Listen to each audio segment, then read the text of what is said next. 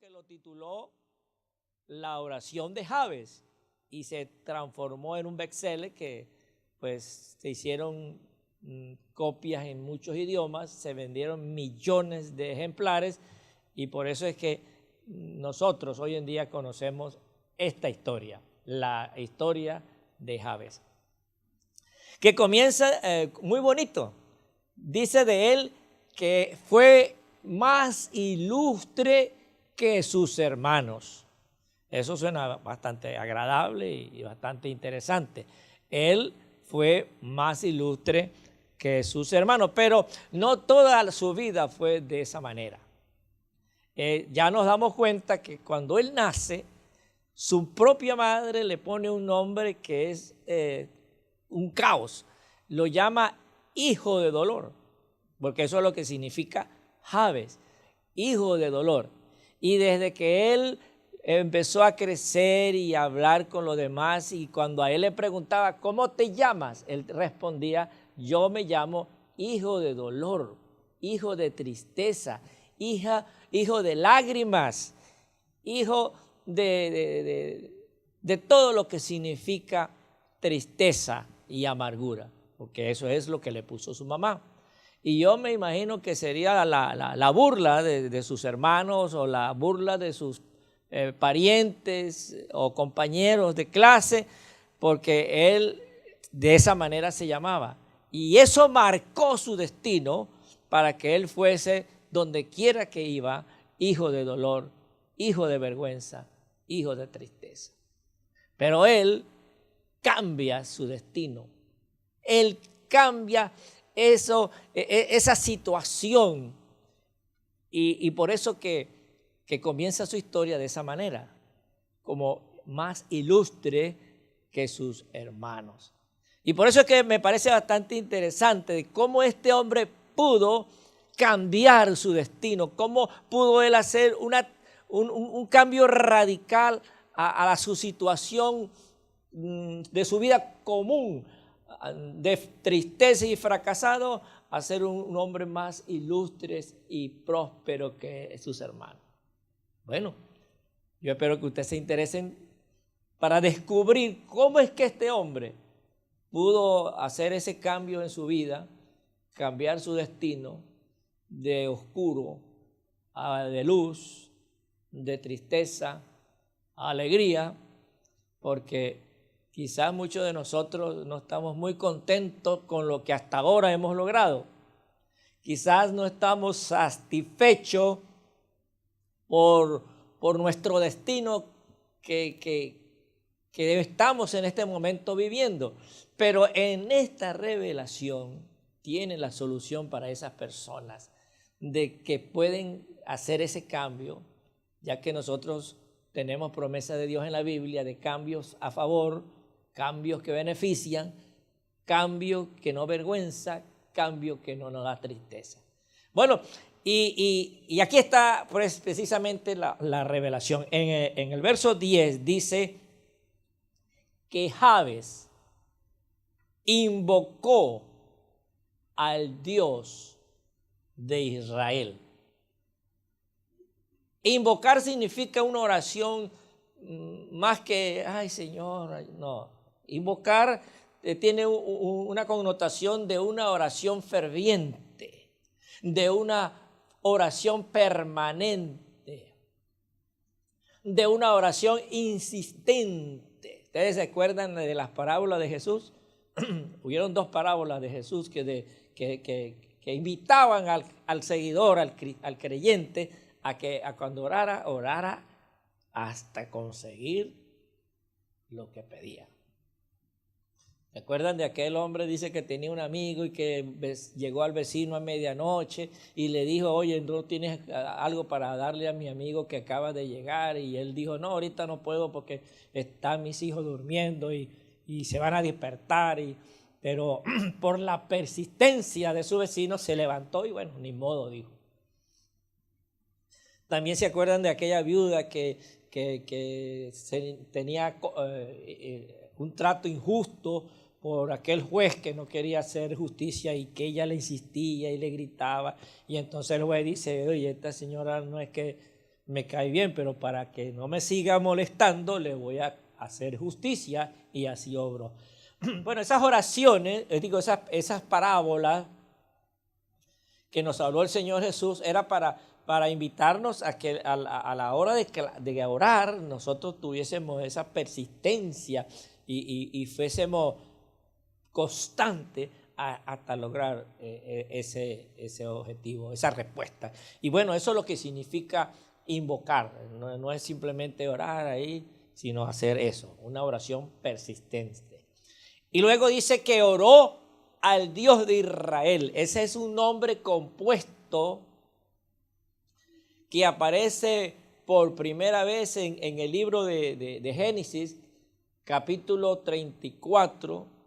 Ya el patriarca Jacob había pasado 20 años de que él había tenido la revelación en Betel, donde se durmió sobre una piedra y que soñó que había una escalera que estaba pisando el suelo y se extendía hacia el cielo, que subían ángeles y bajaban, y allá en el infinito se oyó la voz de Dios que dijo: yo soy Jehová, el Dios de Abraham, de tu padre Abraham, y el Dios de Isaac.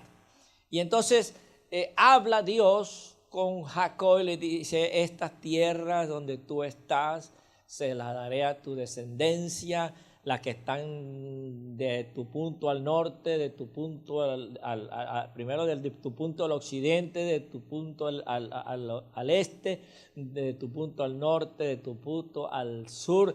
Todas estas tierras te las daré a ti y a tu descendencia. Y yo iré contigo y estaré contigo y no te dejaré hasta que yo cumpla con lo que te estoy prometiendo. Bueno, aquel hombre, viendo esa tremenda revelación y aquella visión, se despierta temeroso y ahí es donde él agarra una piedra, la levanta, la unge con aceite y dice: aquí Dios estaba en este lugar y yo no lo sabía. Y entonces ahí es cuando él le habla a Dios, dice: bueno, si tú fueses conmigo y me protegiese para que no me pase nada, y me diese pan para comer y vestido para vestir, y me trajese en paz otra vez a este lugar, tú serás mi Dios y todos los diezmos de lo que me dieren te daré. Bueno, ¿se acuerdan de eso? Eso pasó. Bueno, después de eso se fue a las tierras de su tío Lamar y ahí trabajó 20 años, 7 años por su esposa por su esposa Lea.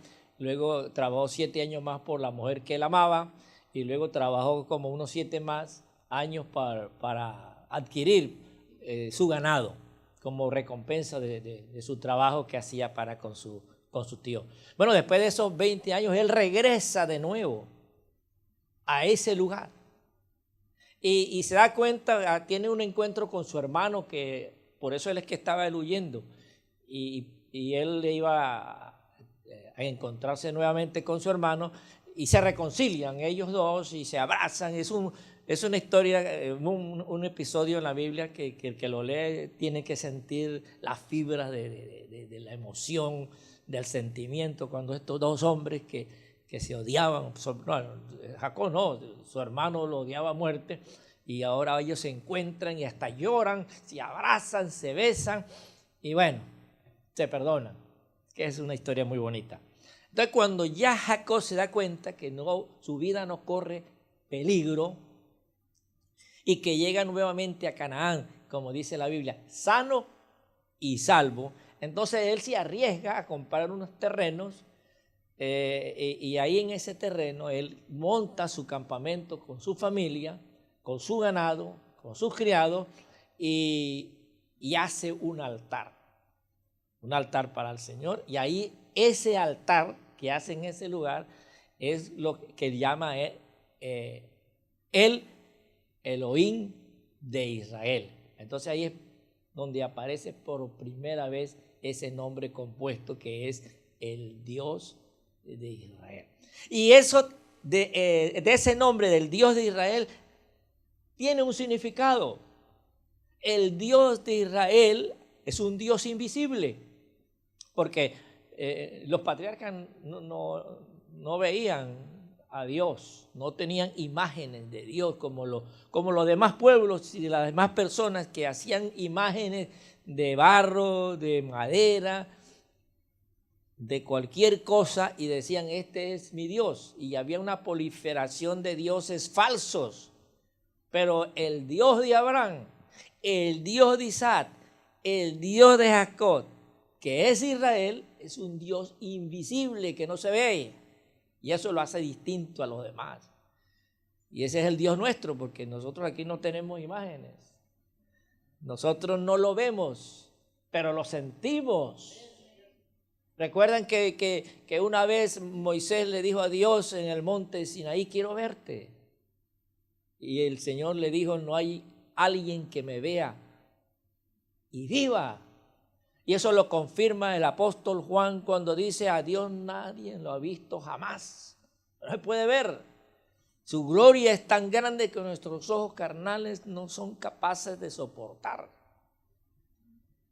Entonces, el Dios de Israel es un Dios invisible, el cual él clamaba hacia las alturas, y eso lo distinguía porque todo el mundo decía, bueno, ¿y dónde está tu Dios? ¿En qué parte se encuentra? El Dios de Jacob era un Dios invisible.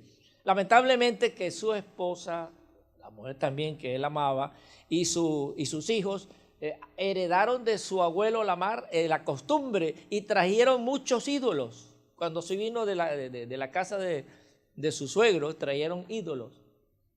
Y cuando él va a hacer ese altar, él le manda a todos sus familiares que agarren todos esos muñecos y se lo entreguen. Ahí fue donde todos entregaron sus ídolos y entregaron sus zarcillos. Yo no entiendo por qué los zarcillos, pero bueno, se escaparon los anillos y los brazaletes. Pero esos fueron entregados, los zarcillos y los ídolos fueron entregados a Jacob, y Jacob viene, los esconde y los entierra.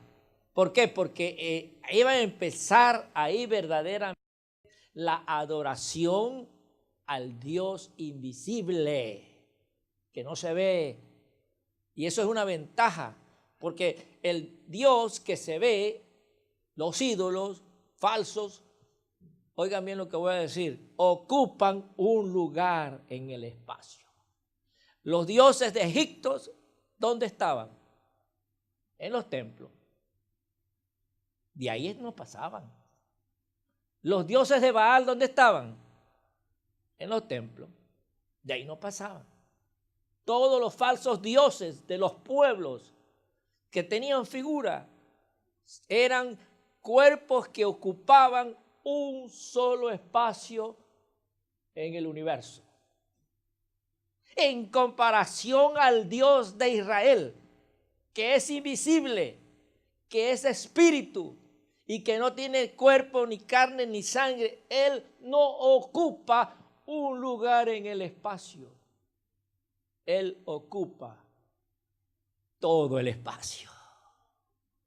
Por eso se conoce uno de sus atributos como omnipresente. Y por eso Jesús puede decir con toda autoridad, donde estuviesen 2 o 3 congregados en mi nombre, ahí estaré en medio de ellos. Si estuviésemos aquí, aquí está el Señor. Si estuviésemos en la luna, 2 o 3, ahí está el Señor. Es la diferencia del Dios de Israel, que es invisible, a los dioses falsos de los demás pueblos. Ya vemos la diferencia. Eso es lo que significa el Dios de Israel. Un Dios invisible y también un Dios invencible. Con Dios no se puede nadie, ni el diablo pudo.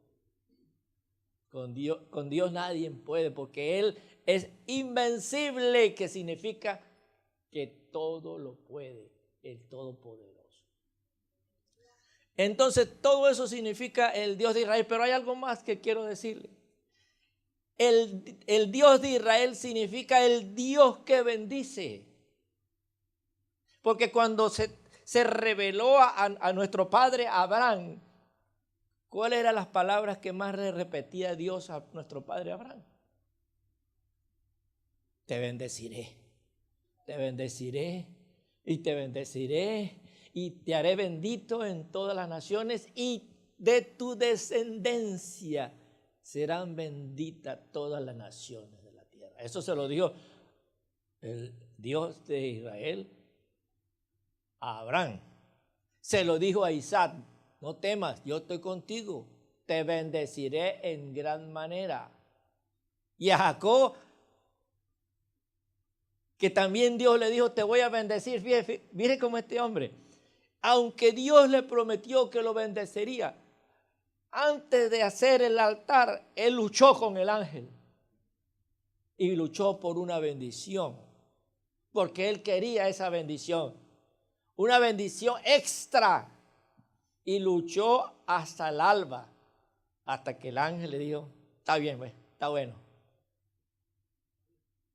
Este es el Dios de Israel, el Dios que bendice, porque ahí en esa lucha fue que este hombre se le cambia el nombre de Jacob, que es un estafador, engañador, por el nombre de Israel, que significa el que luchó con Dios, con los hombres y venció. Eso es el significado de Israel. El Dios de Israel significa también el Dios que bendice. Por eso es que este hombre, Jabes, volvemos a la historia, usted cree que se me había escapado, pero no, hermano. Es por eso que este hombre, Jabes, que es, es descendiente de la tribu de Judá. Judá, hijo de Israel, hijo de Isaac e hijo de Abraham. Entonces, él como descendiente de su abuelo, tatarabuelo e Israel, conoce al Dios que bendice. Y él, después de tanta desgracia, de ser el hijo de tristeza, de dolor, dijo, esto no me lo calo más. Esto no lo aguanto más. Esto llega hasta aquí porque voy a hacer algo que cambiará mi vida para siempre. Y ahí fue cuando él invocó al Dios de Israel. Aleluya. Si alguien quiere cambio en su vida, no le cuente a su vecino.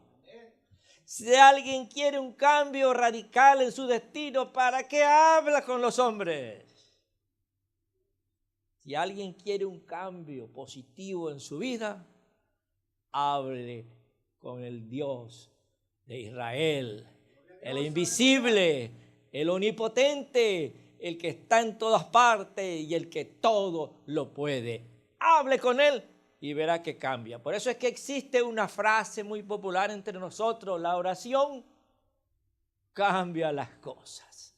Y una de las promesas que nos da el Señor a través del Evangelio es que de modo que si alguno está en Cristo, nueva criatura es. Las cosas viejas pasaron, he aquí son todas hechas nuevas. Hay alguien aquí en este lugar que quiere un cambio en su vida de mal a mejor, hable con el Dios de Israel. Hable con él y pídele bendiciones.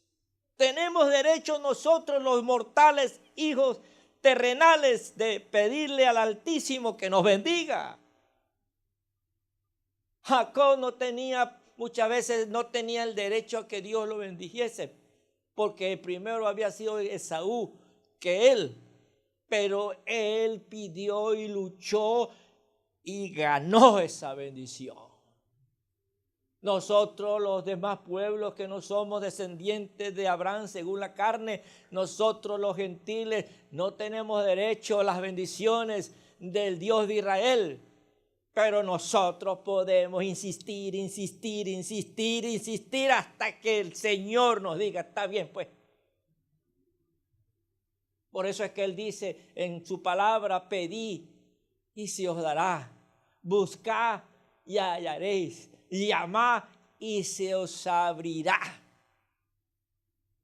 La oración del justo, dice Santiago, puede mucho.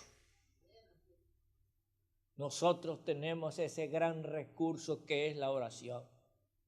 Y con la oración nosotros podemos pedir, bendícenos, Señor. Bendícenos con la bendición de nuestro padre Abraham a través del siervo de Abraham. ¿Se acuerda usted la oración del siervo de Abraham? Que el Señor, Abraham le dijo a su siervo, anda y búscale una esposa para mi hijo Isaac. Y él fue a un largo viaje y cuando llegó al lugar donde estaban los parientes, él hizo una oración. Y fíjese usted la oración que él hizo. Si tú me bendices hoy, quiero que me bendigas hoy. Hoy es el día que yo quiero que tú me bendigas. Y no había terminado la oración cuando una vez la respuesta le llegó. Una oración inmediata. Nosotros tenemos derecho a pedir esa bendición, una bendición inmediata. ¿Sabe por qué? Porque usted no tiene mañana. Y eso nos lo dijo nuestro Padre, que nosotros no tenemos mañana. Nosotros no sabemos si este es nuestro último día. Y si este es el último día, pues Señor, yo como no tengo mañana, bendíceme hoy. Por eso es que sale ese corito, bendíceme, bendíceme, bendíceme ahora, ahora, ahora, ahora y ahora. Hoy quiero que tú me bendigas, Señor. Cuando yo me levanto, tengo que decir, Señor, bendíceme, pero bendíceme hoy. ¿Y sabe qué? Dios da la respuesta. Dios bendice. Cuando tú le dices, bendíceme hoy, Dios te va a bendecir hoy. Y yo a veces le digo al Señor, yo sabes que yo no tengo mañana. Si me vas a bendecir mañana, bendíceme con la eternidad, porque ahí sí tengo derecho a ser salvo eternamente y para siempre. Y bendíceme con bendiciones espirituales venidas de lo alto. Pero para yo poder comer, para yo poder vestirme, para yo poder pagar mis biles, necesito la bendición hoy, porque no existe mañana para nadie. Entonces este hombre le dijo al Señor, al Dios de Israel, bendíceme. Y él lo bendijo. Luego dice, ensancha mi territorio, que quiere decir crecimiento. No se conformó con lo que él estaba viviendo, no se conformó con lo que él tenía, no se conformó con lo que hasta ahora había alcanzado, no se conformó con su vida que él estaba, su vida cotidiana, su vida que le rodeaba, no estuvo de acuerdo más con esto y dijo, Señor, quiero más. Gracias porque hasta aquí tú me has ayudado. Gracias, Ebenezer. Eso es como agradecer. Ebenezer, gracias porque hasta aquí nos ha ayudado el Señor. Pero usted tiene derecho a decir, yo quiero más. Yo quiero más. Yo quiero más, Señor. Yo quiero más bendición. Yo quiero más sabiduría. Yo quiero más poder. Yo quiero más unción. Yo quiero más influencia. Yo quiero más cosas materiales.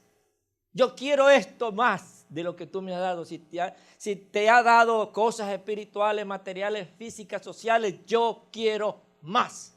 Eso significa ensancha mi territorio. Yo quiero más. ¿Cuántos están conformes con lo que Dios le ha dado hasta hoy? Ninguno.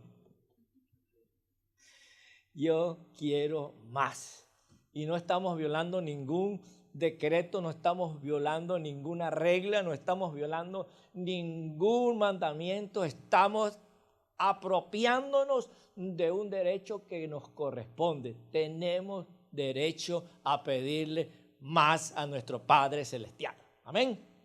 Así como los hijos le piden a uno al principio $5. Este está en $5. No, pero ya no le piden $5. Ya le piden 20.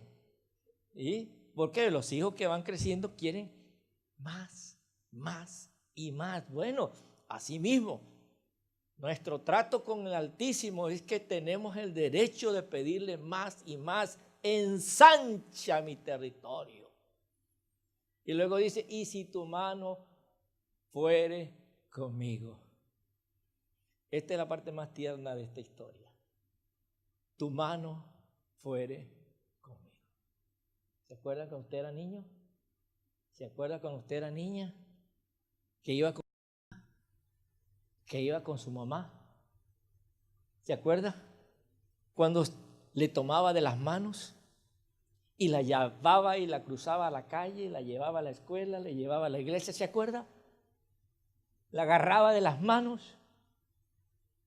Eso es la oración que le estaba diciendo Jabes. Señor, llévame de tu mano. Contigo hasta la China. Sin ti, ni un paso hacia adelante. Como usted que lleva a sus hijos, lo agarra de la mano, ¿verdad? Para pasar una calle peligrosa. Así como usted lleva a sus hijos, así estaba pidiéndole Jabes, Señor, llévame de tu mano. Y estando contigo, cuídame y protéjame, que nadie me haga daño. Porque, hermanos, no se olviden que tenemos uno que no le caemos bien, que él quiere matarnos, robarnos y destruirnos. Y ese tipo tiene preparado 1,010,000 misiles contra ti, contra tu salud, contra tu economía, contra tu familia. Y está dispuesto a apretar el botón y que le caigan a usted esas 1,010,000 ataques, saetas, espadas, misiles del enemigo. Pero la oración de Jabes fue, Señor, protégeme y que ningún daño me haga. Y ahí es donde está el salmo que dice, caerán a tu lado 1,010,000, pero a ti no te llegará. Porque el ángel de Jehová acampa alrededor de los que le temen y de paso los defiende. Los defiende como una leona furiosa que se quiere meter con sus cachorros. Bueno, toda esta fue la oración de Jabes. Todas estas fueron las peticiones. Y ya vemos el resultado. El resultado es que el Señor le concedió a Jabes lo que pidió. Y no crea que Jabes era más santo que usted. ¿Cómo era que no le conocemos la historia negra de la lista negra de este hombre? Solamente le conocemos que nació desgraciado por su propia madre cuando le dice que era un hijo de dolor. Es todo lo que sabemos, pero quién sabe qué otra cosa más este hombre haría. Lo que quiero decir es que si este hombre tuvo el privilegio de que el Señor le concediera sus peticiones, también a nosotros el Señor nos da el privilegio de concedernos nuestras peticiones. Pero ¿por qué no tenemos lo que queremos? Porque no pedimos. ¿Cuántos de ustedes han pedido? ¿Cuántos se levantan en la mañana? ¿Cuántos quieren hacer el esfuerzo que hizo Jacob, el que se transformó en Israel? ¿O hacemos solamente, queremos ir al cielo, al trono de la gracia y irnos por la ventanilla de comida rápida, ni siquiera quitarnos del carro y pedir ahí, danos un hamburgues número 3, número 4? Y cuando llegamos allá a la ventanilla pagamos y a la otra ya estamos recogiendo. O sea, una cosa que no nos cuesta mayor cosa, mayor esfuerzo. Bueno, hágalo y verá qué pasa. Las oraciones quizás a veces nos pasan al techo de la casa. Pero si usted clama, invoca, clamar, invocar, es una oración de grito si es posible, de desesperación, de que ya no soporto más esta situación, yo no quiero seguir esto, con lágrimas, con llantos. Y decirle al Señor, Dios, tú prometiste bendecirme. ¿Qué ha pasado? ¿Por qué no me bendices hoy? Oye, ¿Será que le estamos faltando los respetos a Dios? No, tenemos permiso del Señor de reclamar nuestras promesas. Tú me prometiste que me bendecirías. Tú me prometiste que pondría el sol de justicia sobre mí. Tú me prometiste que me protegerías, que me cuidarías. Tú me prometiste que ibas a ser mi padre. Entonces, bendíceme y bendíceme hoy. Bendíceme ahora. Y el Dios de Israel, que es invisible, que es invencible, es el Dios que escucha. Por eso es el que dice, clama a mí. Más bien, Él mismo nos dice a nosotros, clama a mí y yo te responderé. ¿Usted no se acuerda de Elías, que pidió que cayese fuego al altar 7 veces o 10 veces mojado? Imposible de prender, pero se prendió y el sacrificio se consumió y hasta las piedras se volvieron ceniza. Porque Dios respondió. Dios no es como los ídolos. Dios no es como la Guadalupe que está allá en Ciudad México, con el permiso de los mexicanos. Allá esa señora, esa muñeca, grítenle, pónganle altoparlantes de 2000 watts de potencia en las orejas y que no va a espabilar esa imagen para nada. Porque así son los ídolos, ¿se acuerda? Así le estaba diciendo el profeta Elías. ¡Ey, ya, grítenle más! Porque parece que está dormido. Se burlaba. Se burlaba de los sacerdotes de Baal, porque eso es un ídolo. Un ídolo tiene muy bonitas orejas, pero no escucha nada. No habla. No palma, no se mueve, por eso está en un solo lugar. A la diferencia del Dios de Israel, uno le clama y Él responde. Jacob le habló al Señor y Dios le respondió. Jabes invocó al Dios de Israel y al final el Dios de Israel le concedió lo que pedía. Vamos a ver qué van a hacer ustedes ahora en adelante. ¿Ah? Vamos a ver si usted cuando abra sus ojos, ¿qué va a hacer? ¿Va a pensar en sus problemas? ¿Va a pensar en sus necesidades? ¿Va a pensar en sus enfermedades? ¿Va a pensar en sus complejos? ¿Va a pensar en sus conflictos? ¿Va a pensar en sus reveses? ¿Va a pensar en su fracaso? ¿O va a pensar en el Dios de Israel? Alguien que tiene crisis de fe, oiga bien lo que le voy a decir, alguien que tiene crisis de fe, si quiere un antídoto, un remedio para curarse de esa enfermedad, piense en Israel. Porque usted al pensar en Israel se va a dar cuenta que el Dios de Israel es un Dios que cumple lo que promete, que escucha a los que le invocan. Es más, dice que si le invocan a los que le invocan temprano. Qué bonito es orarle al Señor en la mañana. Decirle, Señor, bendíceme hoy de esta manera y que usted salga de su casa a las 6 de la mañana, 5 de la mañana, a la hora que usted salga y que usted regrese a las 5 de la tarde, a las 6 de la tarde, a las 9 de la noche y usted diga, ¡wow! ¡Wow! El Señor me bendijo hoy. Y usted va a decir, déjeme pellizcarme a ver si es verdad. Porque usted mismo va a quedar asombrado de ver cómo Dios hizo posible en menos de 24 horas lo que por muchos años fue imposible.